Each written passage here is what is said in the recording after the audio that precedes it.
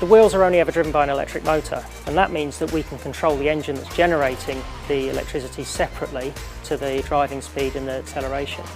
But we've also added another technology, which is active noise cancellation. So very similar to the headphones that you use on the aeroplane, we have a speaker in the luggage room of the car that will play the inverse noise to the engine and cancel it out. So when you're driving around the city, the engine can start and stop, and you won't even notice it's happening.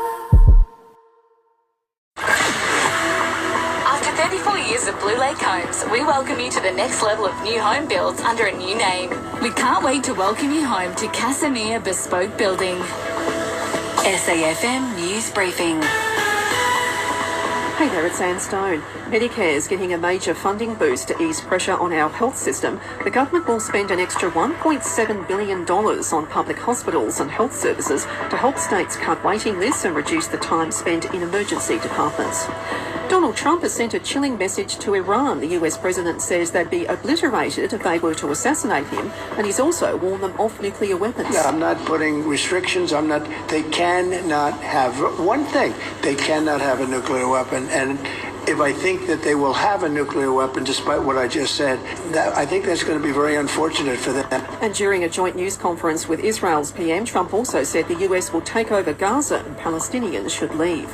The AFL world has been rocked by another tragedy, with West Coast Premiership hero Adam Hunter found dead overnight at a property in WA's southeast. Police say the 43-year-old's death is not being treated as suspicious.